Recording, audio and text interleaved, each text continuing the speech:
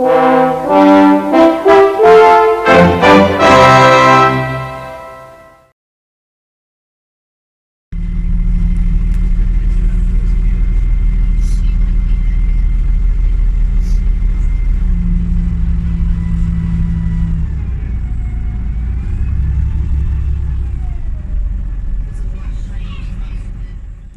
and welcome. In this episode of Classic Bus Histories, we will be looking at the history of the mighty MCW Metrobus.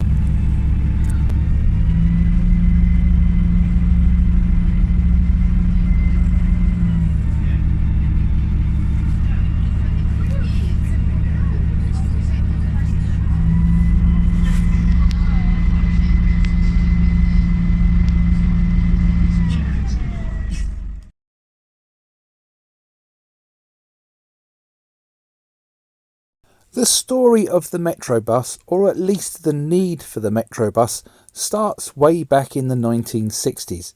At that time, Leyland owned the majority of the bus manufacturing companies in the UK. Bristol, Daimler, Guy and AEC were all part of what was to become British Leyland. As I've mentioned in a previous video, and I will post links to these videos in the top right hand corner next to my channel icon. In the late 1960s, British Leyland were looking at rationalising their single-decker bus output. This had started as a project called the Leyland Commuter Bus, but it soon morphed into something called the Leyland National. Now, the Leyland National, as we all know, was going to be a mass-produced, integrally built vehicle.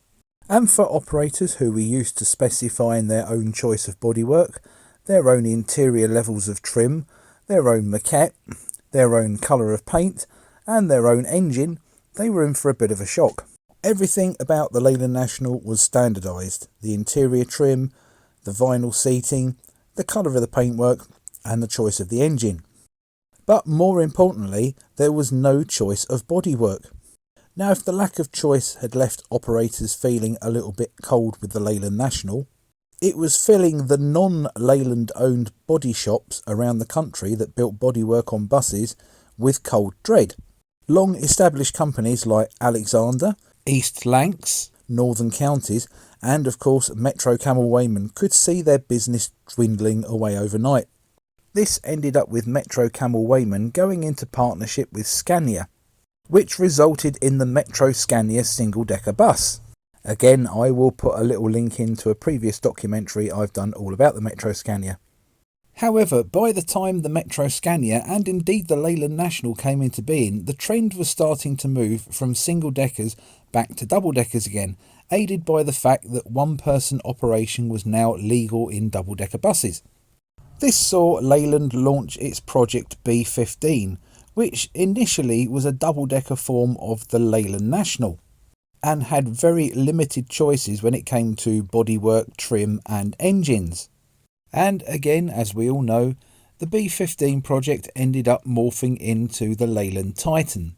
In the meantime, MCW, who was still in partnership with Scania, moved into the double-decker market themselves, and the result was the MCW Metropolitan, or the Scania Metropolitan, depending on the way you look at things. And apart from a problem with corrosion, it was a particularly fine bus. However, two things happened that made it not quite as popular as MCW, and Scania for that matter, had hoped. Firstly, the British bus industry was very reserved about the Scania engine. Now you have to remember this was a time in the industry where most things were powered with either a Gardner engine or a Leyland engine. And the bus industry is renowned for being evolutionary rather than revolutionary, so there was some suspicion around this new kid on the block. Also, around the time of the Metropolitan's introduction, the fuel prices started to climb. Now, if the Metropolitan wasn't very well known for its resilience to rust, it also wasn't very well known for its fuel economy, and they became suddenly rather expensive to operate. MCW realised what they needed was a bus like the Metropolitan, but had more standard and more popular running units, such as a Gardner engine. The Gardner engine would also give much better fuel economy than the Scania engine. And if MCW could manufacture the running units of the new bus themselves, they could offer these running units out to other body manufacturers. The first Metro bus was built by MCW in 1977 as a test bed vehicle, and this would be registered POA 415R. Now, I've not found out much about this particular bus, apart from the fact it seemed it just stayed on site at MCW during its whole life, but bus lists on the web actually have it down as a single-decker bus, with 36 seats and 2 doors. This was followed by an identical bus, again 36 seats and dual doors, only this one was left-hand drive. It was later converted to right-hand drive and fitted with 59 seats and 1 door, and was exported to South Africa. The Metro bus we know and love appeared in late 1977, and this was to be TOJ 592S.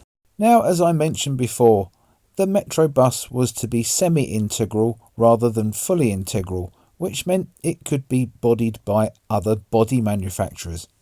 Air suspension was fitted as standard, and the bus could be supplied in a variety of lengths. Indeed, Metro Cammell Weymann had actually intended to produce a single-deck version of the Metro bus. The new bus had a front-mounted radiator. The lower deck floor was directly mounted onto the chassis, which helped keep the height down, and also reduced the need for a drop centre rear axle. Instead, the Metro bus used a hub reduction unit. In another change to the norm, the engine was suspended from the back of the bus rather than being placed on outriggers, as the Bristol VR and the Leyland Atlantean had done with their engines.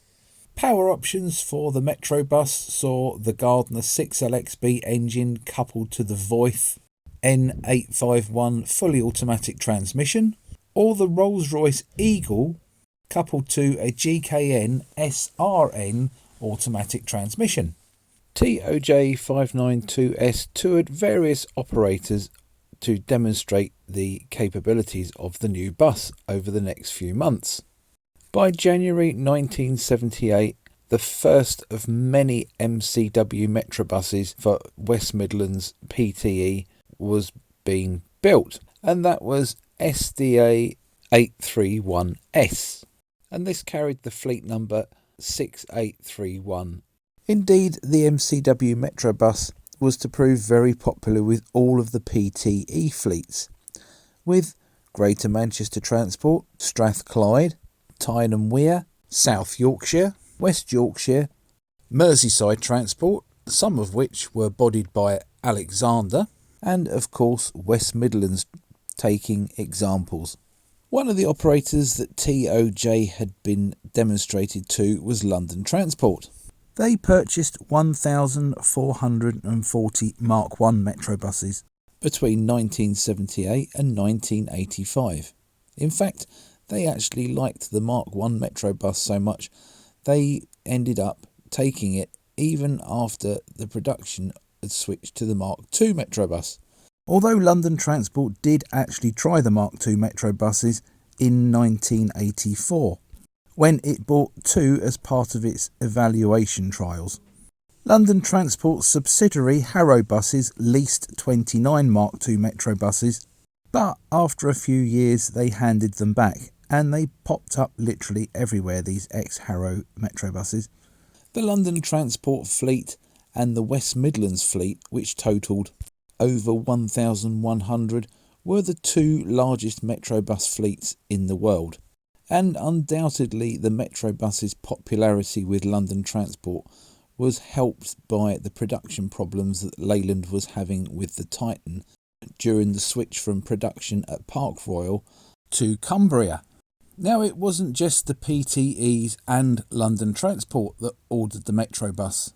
A few of the municipal operators also ordered Metrobuses too, including Newport and Reading. Reading Transport also took some coach-seated ones for their Gold Line operation between Reading and London. The Metrobus could even be found in National Bus Company fleets, with Bristol Omnibus taking a batch of Mark Is in 1979, Maidstone District taking a batch of Mark 1s in 1980, and then later coming back for a batch of Mark 2s, and Northern General taking Mark 1s and Mark 2s as well. North of the border, Midland Scottish took 109, and they were bodied by Alexander. Now, I've mentioned Strathclyde before, but both them and their predecessor, Greater Glasgow, took 70 Metrobuses, both Mark 1s and Mark 2s. And that is where we will leave part 1 of the Metrobus story, appropriately at the end of the Mark 1 Metrobus story. Join me for part 2 when we look at the Mark 2 Metrobuses. We also look at the end of production and what happened to the Metrobus when it found new life on the second-hand market. I hope you enjoyed this video. If you did, please like and share it and subscribe to my channel. Many thanks for watching. Bye for now.